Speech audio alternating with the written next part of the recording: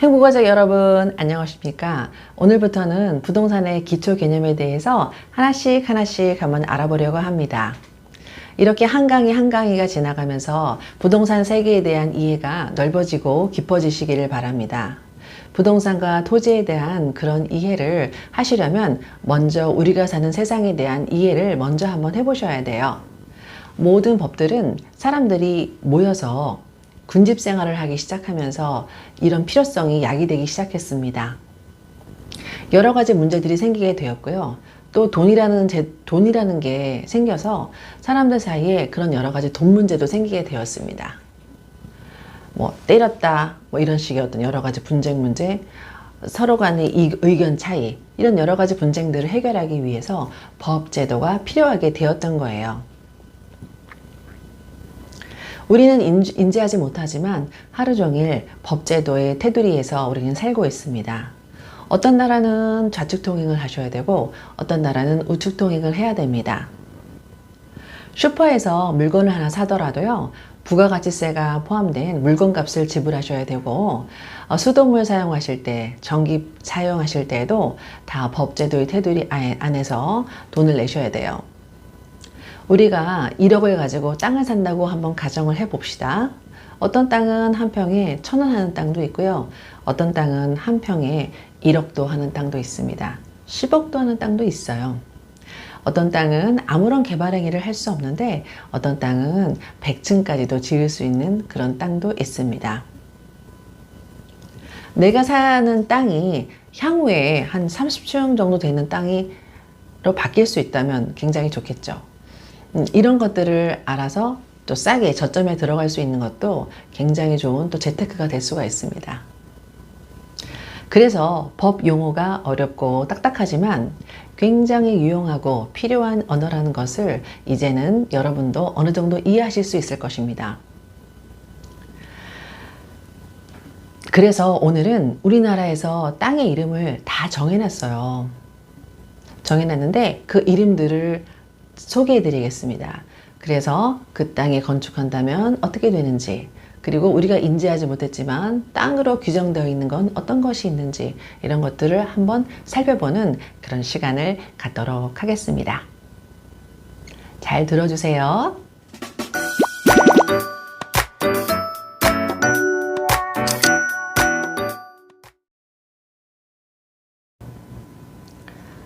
부동산이란 무엇인지 개념을 알아야 되시는데요. 협의 개념인 좁은 개념으로는 민법으로 말했을 때 토지와 정착물을 말합니다. 정착물이란 지속적으로 토지에 붙어 있어서 쉽게 이동을 할 수 없는 물건을 말하는데요. 건물, 교량, 다리입니다. 수목, 돌담 등이 이에 해당합니다. 넓은 광의 개념은 그 협의의 부동산과 준부동산을 말합니다. 준부동산은 의제부동산이라고도 하는데, 이 의제부동산은 법에 의해서 등기 등록을 하면 독립한 물건으로 소유권, 내가 가지는 권리와 저당권의 객체가 됩니다. 저당권은 지난번에 말씀드렸죠. 내가 돈을 빌려줬을 때 그거를 받기 위해서 그 준부동산에도 저당권을 이렇게 표시해 놓을 수 있는 거예요. 그런 저당권의 객체가 됩니다. 등기 등록의 공시 방법을 갖춤으로써 부동산처럼 취급되는 특정의 동산 또는 동산과 일체로 된 부동산의 집단을 의제부동산이라고 합니다. 여기에는 광업재단, 공장재단, 자동차, 건설기계, 항공기, 소형선박, 임목으로 말하는 나무인데요. 나무도 임목 등기할 수 있거든요. 그런 임목에 관한 법률입니다. 어업권, 이런 것들이 들어갑니다. 국토의 계획 및 이용에 관한 법률에서 보면은 토지를 세 가지로 분리를 할 수 있어요.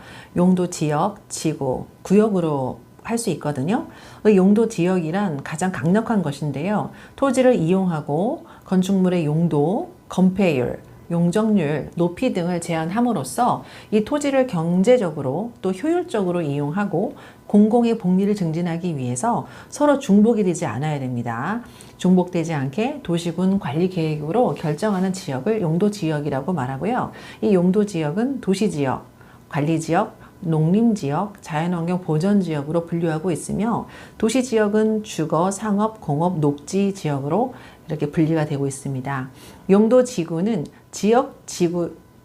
지역구역의 보안 역할을 하기 위한 것으로서 각 지역구역의 특수한 목적과 기능 증진을 위해서 지정을 하게 됩니다. 즉 용도지역의 기능을 증진시키고 미관이나 경관, 안전 등을 도모하기 위해서 도시군 관리 계획으로 결정하는 지역을 말합니다. 이건 10개로 분류하고 있는데요. 경관지구, 미관지구, 고도지구, 방화지구, 방제, 보존, 시설보호, 취락지구, 개발진흥지구, 특정용도 제한지구로 분류하고 있습니다. 용도지구와 구역은 서로 중첩될 수 있습니다. 용도구역은 용도지역 및 용도지구의 제한을 강화 또는 완화해서 따로 정함으로써 시가지를 무질서하게 시가지가 확산되는 것을 방지하고요. 계획적이고 단계적인 토지 이용을 도모하기 위해서 토지 이용의 종합적인 조정, 관리 등을 위하여 도시군 관리 계획으로 결정하는 지역을 말합니다. 여기에는 개발제한구역, 시가화 조정구역, 도시자연 공원구역, 수산자원 보호구역, 지구단위 계획구역 등으로 분류하고 있습니다. 땅은 토지의 종류를 주된 사용 목적 또는 용도에 따라서 28개의 지목으로 분류하고 있습니다. 한번 슬쩍 들어볼게요. 전, 답, 과수원, 목장용지, 임야, 산을 말하죠. 광천지, 염전, 자연적으로 소금을 만드는 곳입니다. 대는 집을 지을 수 있는 땅을 말해요. 공장용지, 학교용지, 주차장, 주유소용지 분류가 되어 있습니다. 창고용지, 도로, 철도용지, 제방, 하천, 국어. 국어는 뭐냐면 인공적으로 만든 수로를 국어라고 말합니다. 유지는 물이 모여 있는 것을 유지라고 하고요. 양어장, 수도용지, 공원, 체육용지, 유원지, 종교용지, 사적지, 묘지, 잡종지로 분류됩니다. 잡종지가 좀 헷갈리는데요.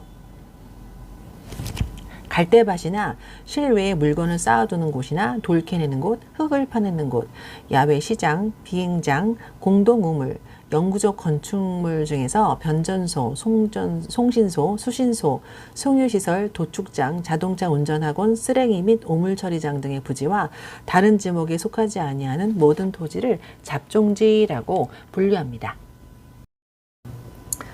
건축 허가를 받기 위해서 하나의 대지가 있어야 되는데 그 대지란 무엇일까요? 건축물이 건축이 되는 대지는 원칙적으로 하나의 대지일 때만 가능하십니다. 하나의 대지라 함은 지적법상 독립된 한 개의 필지를 말합니다. 건축법에서 대지의 범위를 이처럼 규정하는 것은 건폐율이나 용적률 등 건축 기준을 적용함에 있어서 아주 명확하게 하기 위해서입니다.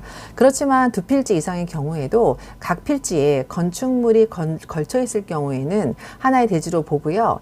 또한 지적법상 합병이 불가능한 그런 사유에 해당하는 경우에도 이런 경우에는 건축물이 걸쳐 있지 않아도 하나의 대지로 봅니다. 한 필지의 축적이 500분의 1이고 다른 필지의 축적이 600분의 1이면 합병이 안 됩니다. 인접한 두 필지의 고저차, 높이차가 있는 경우에도 합병할 수가 없습니다. 이런 경우는 건축물이 걸쳐 있지 않더라도 건축 허가를 받는 하나의 대지로 봅니다. 그 외에도 주택건설촉진법에 의해서 공동주택의 사업 승인을 받는 필지 전부와 도시계획 사업으로 건축을 하는 건축물이 위치하는 필지의 전부는 합병을 하지 않더라도 하나의 대지로 인정해서 한 번에 건축을 하실 수가 있습니다. 건축법상 건축물 용도에 따른 분류를 한번 살펴볼게요. 우리가 건물이라 하면 그냥 건물이잖아요. 그런데 그 건축법상으로는 대개 건물을 많이 이렇게 나누어 놨습니다. 단독주택이 있습니다. 단독으로 주택이 있는 걸 말하고요. 다중주택이 있어요. 다중주택은 다수인이 장기간 거주할 수 있는 구조로 되어 있지만 독립된 주거의 형태를 갖추지 아니하고 연면적이 330제곱미터니까 100평 이하, 3층 이하의 주택을 말합니다. 다가구 주택은 주택으로 쓰이는 층수가 3개 층 이하이고 한 개 동의 주택의 바닥 면적의 합계가 660제곱미터 이하, 200평 이하, 19세대 이하가 거주하는 곳을 다가구 주택이라고 합니다. 공간이 들어가고 공동주택을 말하는데요. 이 공동주택의 대표적인 주자는 아파트입니다.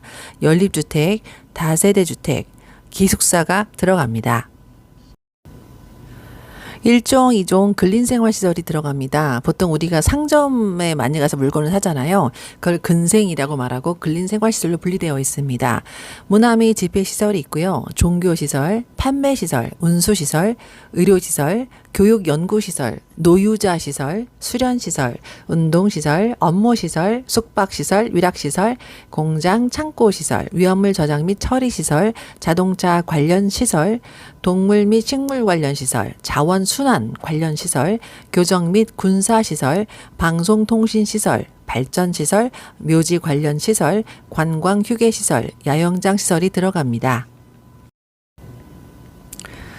아까는 건축법상으로 분류가 되는 건물을 한번 분류해봤고, 이번에는 주택법상의 주택을 다시 한번 분류해 볼게요. 도시형 생활주택이 들어가는데 거기에는 원룸형 주택, 단지형 연립주택, 단지형 다세대주택이 들어갑니다. 그리고 재밌는 거는 세대 구분형 공동주택이 있어요. 이 세대 구분형 공동주택은 공동주택의 주택 내부 공간의 일부를 세대별로 구분해서 생활이 가능한 구조로 하되 그 구분된 공간의 일부를 구분 소유할 수는 없는 그런 주택을 말합니다.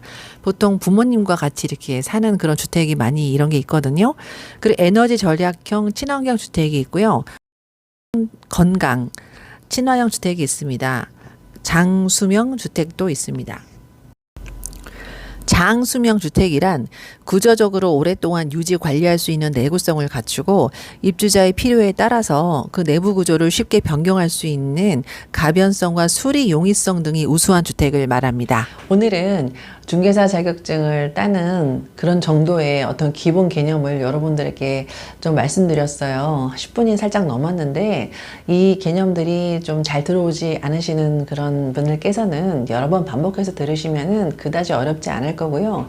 지금 이 개념이 굉장히 중요한 것은 다음번에 설명해 드릴 건폐율, 용적률, 바닥 면적 같은 이런 것들에 대한 개념을 설명해 드릴 때 기본이 되는 것들입니다. 이런 것들을 알게 되시면 나중에 집 하나 사실 때 또는 건물 사실 때, 땅을 사실 때도 도움이 많이 될 거라고 생각합니다. 제가 지금 소유하고 있는 주택이 있는데 그 주택을 재건축을 하려고 해요. 그래서 알게 됐는데 건강 친화형 주택 또는 에너지 절약형 주택 이런 것들이 있더라고요. 이런 것들을 도입을 하게 되면은 건축에 대한 그런 비용은 한 10%에서 15% 올라가지만 그 대신 세제 혜택이나 아니면 건폐율과 용적률 같은 것을 완화시켜 주십니다. 이런 또 베네핏을 받게 되면은 이점이 많이 있거든요. 이런 것들을 여러분들께서 나중에 꼭 필요하게 되실 거니까 지금 시간이 있으실 때 시간을 좀 투자하셔서 들어주시면은 우리 모두 행복한 부자가 될 거라고 생각합니다. 자, 오늘도 비가 살짝 내리는데 좋은 하루 되시고 행복한 휴일 되시기 바랍니다. 감사합니다.